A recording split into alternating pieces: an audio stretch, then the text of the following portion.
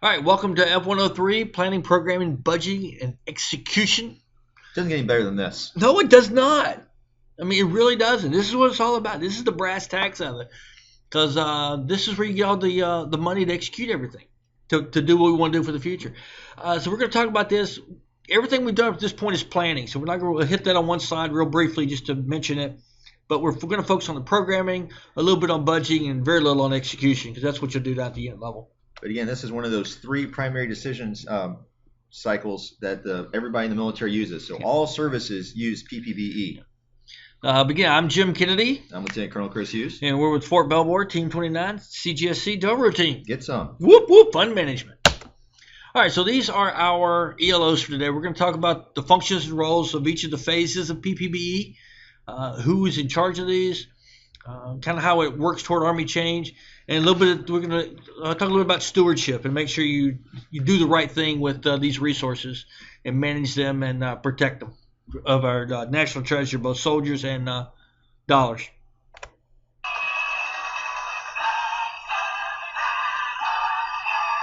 All right, so as they did out in that's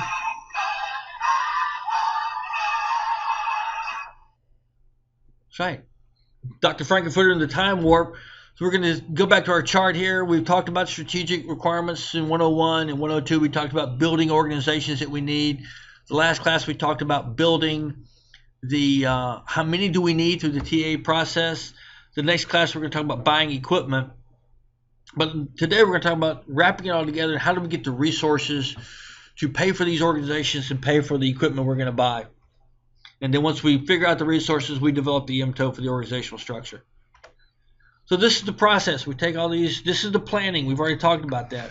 From the White House guidance all the way down to the Army plan, Army modernization plan, you name it. Everything we have, the recruiting plan, all that goes into planning. And that's a continuous process that looks years out, anywhere from 2 to 40 years out. Next thing is budgeting and programming. You've heard about that in February. While we're in this class, the president will send up a new budget for FY18, and then that money will all be debated, and Congress will give us authorizations, and then we'll start spending that money or executing the budget. So what are the objectives? Well, the objective is simple. It allows us to establish, justify, and acquire the fiscal and manpower resources to accomplish the missions that we need to do. That is our Title 10 responsibility. The Assistant Secretary of the Army for Financial Management and Comptroller, again, the Secretariat, a civilian person, is overall responsible for policy and oversight. Now, they've broken down all the phases with different responsibilities, but the overall person is the Assistant Secretary of the Army for Financial Management and Comptroller. It's Mr. Spear, I believe, right now. I don't know who it'll be next year if it changes or not. But in planning, you've got the Army plan, Defense Planning Guidance, the QDR, the Army Concept Framework. The G3 is responsible for this. This determines what we need for the future in accordance with all of our Title 10 functions. After we do that, we have total Army analysis. We talked about that in the last class. That tells what the Army is going to look like. Then we go into programming. Again, TA is input to programming. The G8 is responsible for this phase of it. And there's a lot of majors working in there. As a matter of fact, one of my former students, Aaron Redke, is a 49 working in there in programming. They're prioritizing what we need based on G3 priorities, working with risk, where's the money going to go, how much can we afford to do all that good stuff. And then this also sends it up to Congress and gets Congress to approve it. Budgeting, it's going to scrutinize that first year of the budget. It goes to Congress and says, okay, here's what we need. So this is the defending the request. This is when you see the chief and the secretary go up to Congress, and they call it the Hill Circus. That's in April-May timeframe, March, April. They go and do their testimonies, and then they'll approve it. Congress approves it, and they give us money. Then the MACOMs and DA manages execution. It's kind of the oversight. The Assistant Secretary of the Army for Financial Management Comptroller, that's balancing the books on how much is being spent versus authorization. But budget execution is down at the unit level. That's where majors are watching how much you're ordering on parts or field exercises, spending things on TDY, new equipment, stuff like that. So now we're going to go into the phases of the planning, programming, budgeting, and execution. So Chris, take it away. All right, so as Jim said, we've talked planning a lot. Planning is always continuous. It's always ongoing. It is led by the G357. But what are we talking about? We're actually talking about planning. So we're taking all that big strategic guidance out there. So all those on the left, you can kind of see like the chairman's program review, the QDR, defense planning guidance, national military strategy, all that big strategic guidance that goes into planning. The current R-Struct, which we got out of the TAA process. We talked about 103 Alpha, that's in it. The first two parts of the Army plan, so the vision and the strategy, that goes into the planning funnel there. Army leadership input, the Army operating concept, which TRADOC provides to us, all that goes into the funnel. And then we have an output of planning, which is the other three parts of the Army plan. So the APG, the APGM, and the campaign plan, the operations order piece. Total Army analysis, which is the R-Struct. Yeah, so the current R-Struct goes into planning, but then also guidance for the future R-Struct comes out. And then the research development acquisition plan. All these things are output of the planning that helps us kind of guide our prioritization of the programs that we're going to talk about in the next view. But again, this is a process for determining what capabilities we need to be able to reach our strategic guidance. It's a timeline, 5, 10, 20 years out. So it has increments to it. So we'll look, 5 years out, 10 years out, 20 plus years out to develop what forces need to come next. So that's what all the planning is about. And go next slide. So for programming, the second phase of PPBE. Again, as Jim already talked about, this is talking about basically prioritization of the different programs that we need to be able to put resources against. So we don't have enough money to do everything we want in the planning, but those things that we do prioritize as high enough, we put into a program, and then we start putting against an appropriations color. So you've heard about colors of money. Down there in the bottom right-hand corner, you kind of see the DoD appropriation. So research, development, test, and evaluation. You got procurement. You got military personnel, which is our biggest.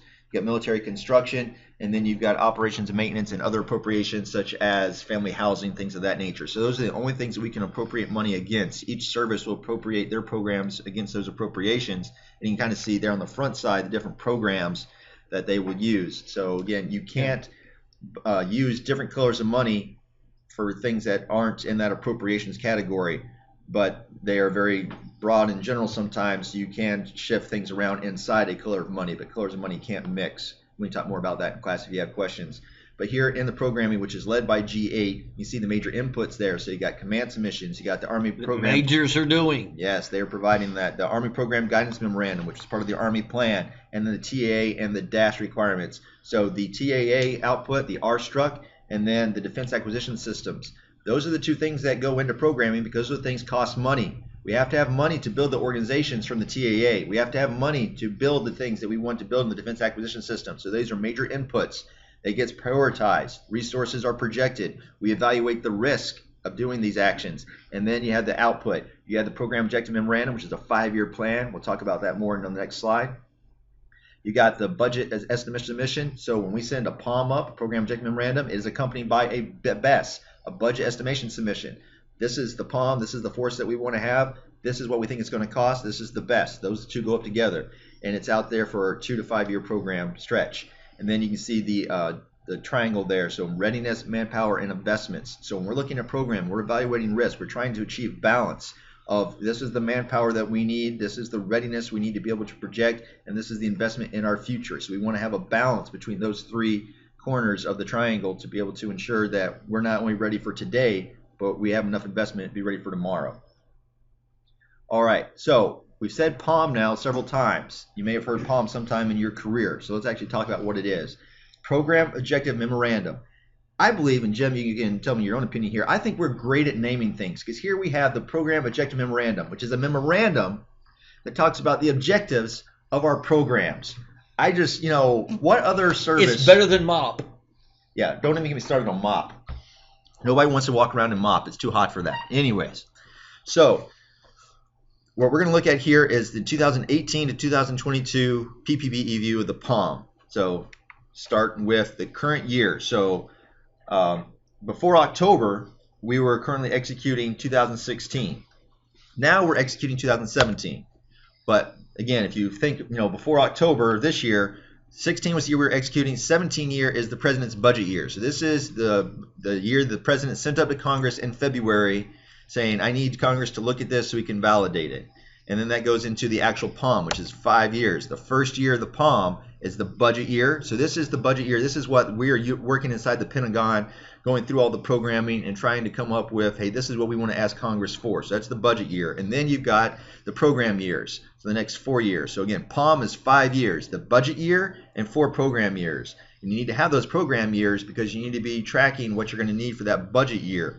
So those program years are starting to build towards that budget year. And then beyond that, you have 10-year look, which is the defense program projection. It's 10 years out. And again, all that will help you define the program years, which will help you define the budget year. So when it goes up in the president's budget to Congress, we've got data behind all of that. So now taking a look at the next year. Well, your planning years, so those are big things. How much are people going to cost and how much is big acquisition going to cost? Your program years here is just for DOD information. It doesn't go to Congress, but it's looking at, let's look at the JLTV. We know we're buying it. How much is that going to cost over the next 5 years? And also the divestiture. So we know that, hey, we currently need to keep flying the Delta model of this aircraft, but we need to put some money towards the development of the Echo model.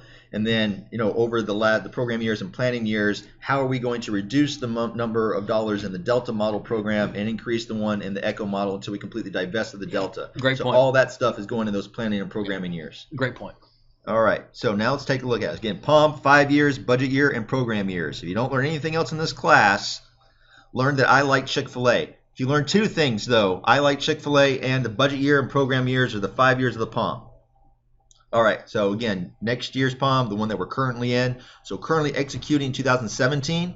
The president's budget year, the year that's going up to Congress in February, is 18. The budget year, that's the one that's going to be worked in the building. And then you've got the program years 20 through 23, and then 24 through 33 is the planning years. Many times when I was working this, the boss would ask me, because you're always working several of these as an action officer. Like, Jim, how much do we have in the POM for Army pre-post stocks? Which POM, boss? The one we're currently executing, the one that's up on the hill getting defended, or the one that we're currently putting together to submit next year? A lot of things that are going on, a lot of pieces in the moving parts here. All right, so how does this process work? And again, we want you to take away that there is a methodical, thought-out, functioning, integrated process that we go through to get money. The big group that manages all this for the Army, because it is a Title 10 responsibility, are the PEGs, the Program Evaluation Groups. And if you look how they're broken out, these are the titles: Man, Train, Organize, Equip, Sustain, and Installations, which is stationing. Those are your Title 10 functions. And these are who's in charge of it. The Assistant Secretary of the Army for Manpower and Reserve Affairs and the G1 are responsible for co-chair the Manning PEG. And they have 61 MDEPs, which are categories or different activities that make up Manning. They can be anywhere from special doctor pay to basic training, travel, to just regular military performance pay.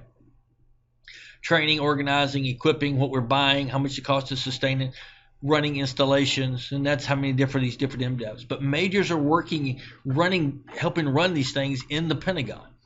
So everything's broken out. They're the ones who are actually doing all the work to take it up to the Senior Leaders Department of the Army. Now you notice the integrators, the CIOG-6, the National Guard, Chief Army Reserve, and I got to put it in the OTSG. They're also integrators because they don't own any of these.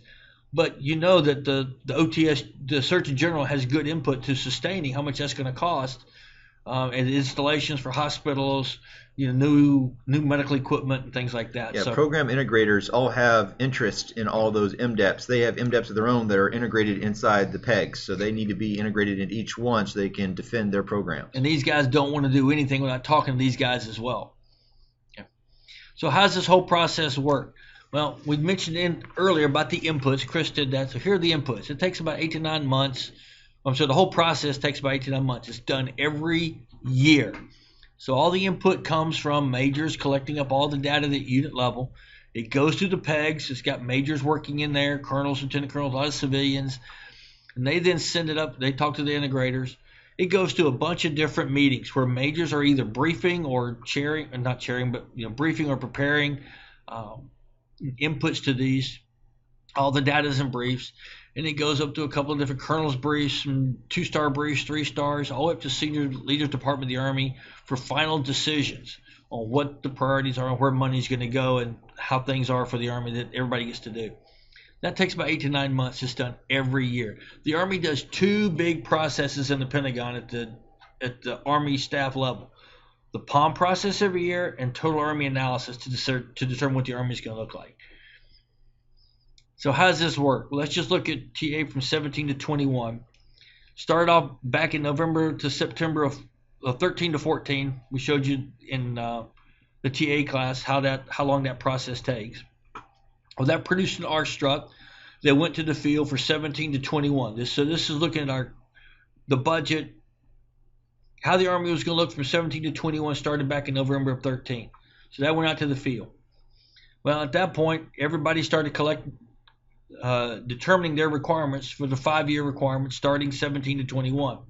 So again, they need to know what the structure was going to look like to be able to determine what the requirements are going to be. So that's why we start back so long with the TAA. Right, because if you're a unit and you're going to move from JBLM to Fort Sill, you need to plan for what training is going to happen at Fort Sill, not JBLM. JBLM needs to know, what barracks I'm not going to use, things like that. You can see the impacts.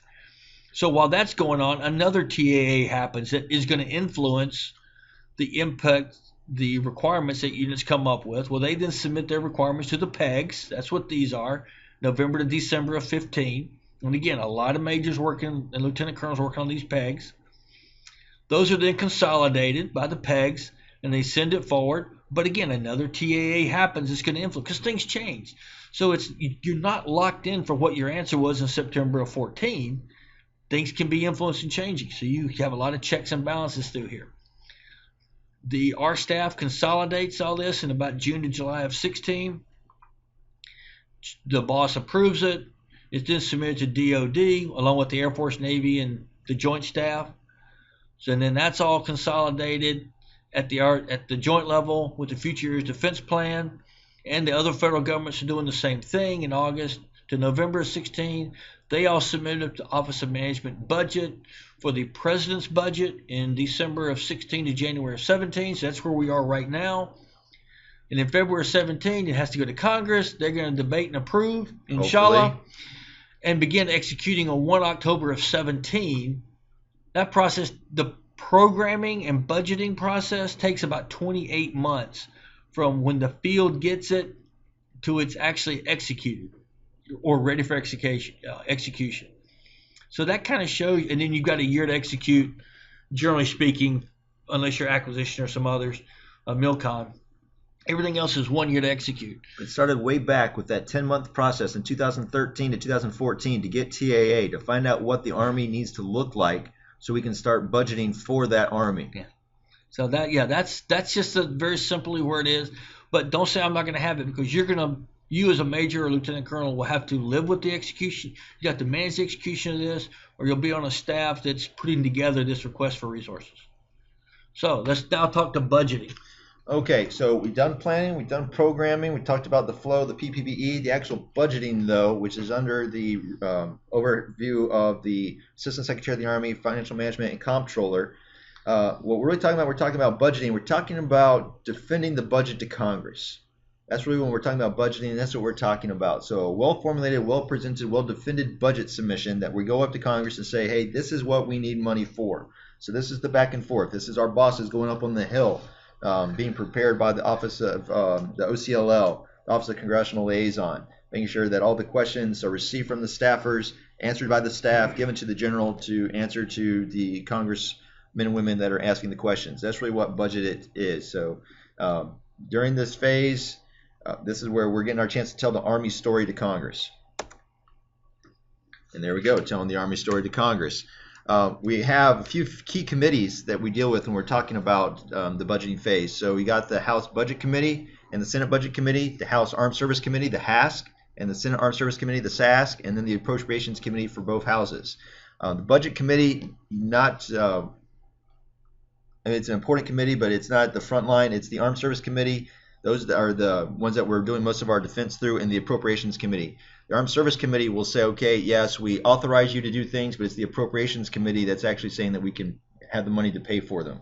So you have the difference between the authorization bill and the appropriations bill. So the National Defense Authorization Act, the NDAA, the authorizations bill says, okay, yes, we agree that you can go forth and do these things, but it's the appropriations bill that's needed to actually commit U.S. money to pay for them. So you can have authorization and not having appropriations, you're not going to be doing anything. You have to have the money to pay for it. Yeah, this is, if you look at, parenting, the authorization bill, if your kids come to you and say, Mom, can I go to the movies? Yes, you can go to the movies. That's our authorization. The appropriation is, yes, here's $10. You can go to the movies, but you're only getting $10 to go. So figure it out. And then you have the two major offices that interact with Congress. So again, OCLLs, the Office of Congressional Liaison, they are the ones that deal primarily with the Authorizations Committee, or the Armed Service Committee, and the authorizations. It's the Assistant Secretary of the Army, Financial Management, Comptroller, Budget Liaison. They are the ones that deal with the Appropriations Committee. So OCLL is authorizations, ASA, FMNC, Bull is appropriations. And we've had several students who've come through here who have worked in OCLL. There's a lot of majors working in there, wearing civilian clothes all year, working, preparing members of Congress, talking to Congress, preparing members of the Army staff to go talk to them, setting up meetings. It's a really good job. But yes, this is force management. And budget execution, that is where you finally, the appropriation is done and we've got the authorizations, the obligation authority is what we call it. So now we can start spending money. Well, that's what majors are doing. You're down at units as XOs, managing budgets. You're approving what to spend money on as lieutenant colonel or colonel. You're making those decisions. You're monitoring, reviewing the use. What did we ask for? What did we get?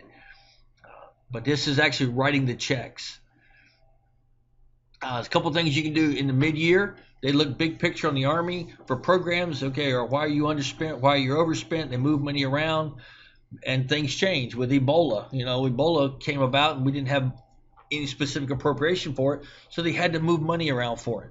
And then you get to the end of year closeout. We all know about that, where you have to stop spending money like 1 January, it seems, so that you don't overspend. Or you get that phone call at the end of the year from your XO saying, go down and spend this much money, buy this many tires, many batteries, so we can use the money that was authorized to us. So that's still, they'll start about the last 2 months of the year, make sure everything's balanced, so that by the end of September you don't have an anti-deficiency act to spend more than you are supposed to. But we have two critical responsibilities, field grades, as you get out of here. Compliance. Did you do everything you were supposed to do in accordance with approval and didn't make any bad decisions? And performance. Did you get what you were paying for? So that's a good little review that things can change throughout the year. And then here's our process. Once again, we just talked about the summary. Taking all the big planning documents, running through programming, figuring what we're going to need for the Army, budgeting, defending it to Congress, getting the President to approve it. Once they approve it, then spending the money that Congress has authorized us to spend. It's a yearly process. Again, is it perfect? No, but it's all based on the President's submission to Congress. All the timeline backs off from there to take into account TAA. Big input is also the Defense acquisition. Yeah, the acquisition system, what we need to buy and research for. All the different processes, or all the different controllers of the phases. It is made up of a budget year and 4 programming years.